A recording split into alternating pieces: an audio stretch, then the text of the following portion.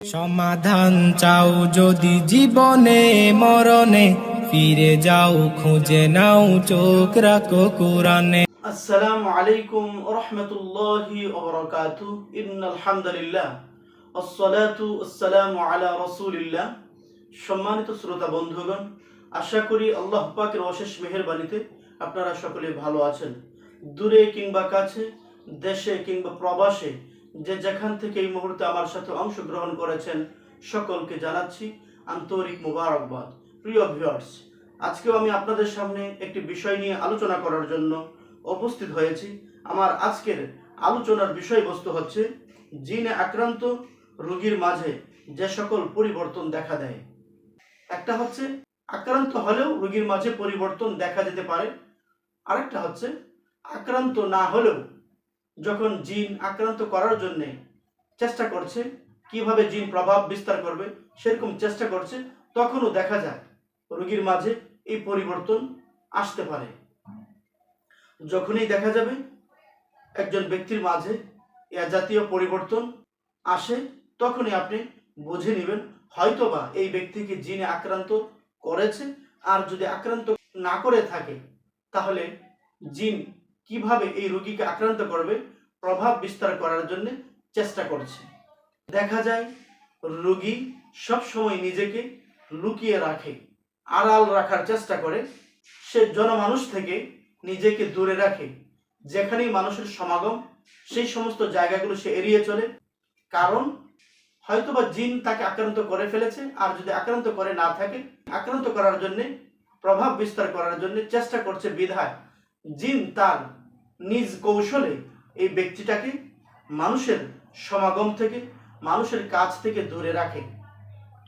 এর কারণ হচ্ছে যখন এই ব্যক্তিটি একা একা থাকবে, অন্যান্য মানুষ থেকে দূরে থাকবে, আড়ালে থাকবে, তখন দেখা যায় এই লোকটাকে জিন আক্রান্ত করা তার পক্ষে অনেক সহজ হয়ে যায়।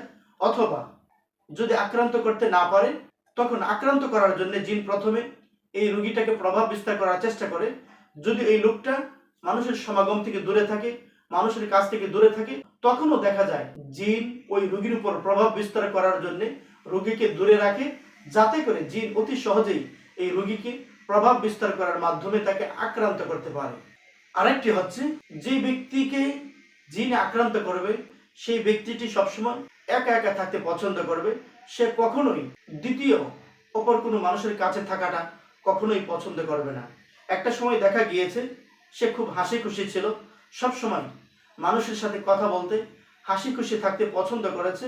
দেখা যায় হঠাৎ করে কোনো মানুষের মাঝে এ জাতীয় পরিবর্তন চলে আসে, তখন আপনাকে বুঝতে হবে হয়তোবা এই ব্যক্তিটি জিনে আক্রান্ত হতে যাচ্ছে, অথবা জিন তার উপর প্রভাব বিস্তার করার জন্য জিন তাকে এভাবে কৌশলে মানুষের কাছ থেকে দূরে রাখার চেষ্টা করছে। জিন যে সকল রোগীদেরকে আক্রান্ত করবে বা প্রভাব বিস্তার করার চেষ্টা করে থাকে, সেই সকল রোগীদের ক্ষেত্রে দেখা যায় বন্ধু বান্ধব এই সমস্ত মানুষদেরকে তারা এড়িয়ে চলে। একসময় তার অনেক বন্ধু ছিল, বন্ধুদেরকে সময় দিয়েছে, বন্ধুদের সাথে অনেক গল্প গুজব করেছে, কিন্তু যখনই দেখা যায় এই লোকটি কোনো না কোনো ভাবে জিনে আক্রান্ত হয়েছে, অথবা জিন তার উপর প্রভাব বিস্তার করার চেষ্টা করছে, যখন সেই সময় এই লোকটি বন্ধু বান্ধবদের সংস্রব এড়িয়ে চলে। অনেক সময় বন্ধু বান্ধব বলে থাকে, আগে আমাদেরকে অনেক সময় দিয়েছো, আমাদের সাথে অনেক কথা বলেছো, অনেক আড্ডা দিয়েছো, গল্প গুজব করেছো, কিন্তু এখন দেখা যায় তোমাকে একদম পাওয়াই যায় না। যখন দেখা যায় বাসায় খোঁজ নেওয়া হয়, তখন তার গার্ডিয়ান, অভিভাবক, পরিবারের সদস্য যারা আছেন, তারা বলে থাকেন যে ইদানিং আমার এই ছেলেটি বা আমার এই মেয়েটি কেমন জানি হয়ে গিয়েছে, সে মানুষের লোকালয় এড়িয়ে চলে। যেখানেই দুই চারজন মানুষ বসা থাকে, সে কারোর সাথে কথা বলতে চায় না। এমনকি আমরা বাসার লোকজন যারা আছি, আমাদের সাথেও সে কেমন জানি মিশতে চায় না। সে সবসময় একা থাকতে চায়, এবং তার যত বন্ধু বান্ধব আছে, সমস্ত বন্ধু বান্ধবদেরকেও সে এড়িয়ে চলে। তখন এরকম পরিস্থিতির মাঝে যদি কোনো মানুষ পতিত হয়, এরকম যে কোনো লোকের মাঝে যদি এ ধরনের ব্যাপক পরিবর্তন লক্ষ্য করা যায়, তখন আপনাকে বুঝে নিতে হবে এই লোকটি জিন আক্রান্ত হয়তো হয়েছে, অথবা জিন আক্রান্ত করার জন্য তার উপর প্রভাব বিস্তার করার চেষ্টা করছে।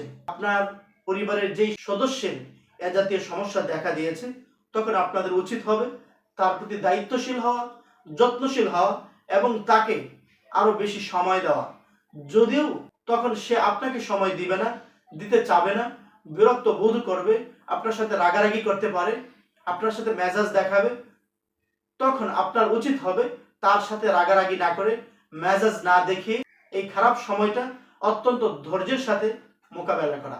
যদি আপনি আপনার এই রোগীর এই খারাপ সময়টাকে আপনি ধৈর্যের সাথে মোকাবেলা না করেন, আপনিও যদি তার সাথে রাগারাগি করেন, তার যে সমস্যা হয়েছে এই সমস্যাটা বোঝার চেষ্টা না করেন, আপনি যদি মনে করেন সে নিজ থেকেই এগুলো করছে, তখন দেখা যায় রোগীর অনেক বেশি কষ্ট হয়, মানসিকভাবে সে আরো ভেঙে পড়ে, সে আরো অনেক বেশি ক্ষতিগ্রস্ত হয়। আপনি যদি এই সমস্যাগুলো বুঝে শুনে রোগীকে সাপোর্ট দিতে পারেন এবং যেভাবে তাকে চিকিৎসা প্রদান করা দরকার, আপনি যদি তখন একজন দক্ষ মুদাব্বিরের মাধ্যমে, কোরআনী চিকিৎসকের মাধ্যমে চিকিৎসা দিতে পারেন, তাহলে আমি আশাবাদী অতি দ্রুত সময়ের মধ্যেই আপনার এই রোগী সুস্থ স্বাভাবিক জীবনে ফিরে আসবে ইনশাআল্লাহ। আমার এই স্বল্প সময়ের মধ্যে আমি যে বিষয়টি আপনাদেরকে বোঝাতে চেষ্টা করেছি, আশা করি ইতিমধ্যেই আপনারা বুঝতে সক্ষম হয়েছেন। আবারও দেখা হবে নতুন কোনো একটি ভিডিওতে। সেই পর্যন্ত আল্লাহ তাআলা আপনাদের সকলকে ভালো রাখুক, সুস্থ রাখুক, এই প্রত্যাশা ব্যক্ত করে আজকের মতো এখানেই বিদায় নিচ্ছি।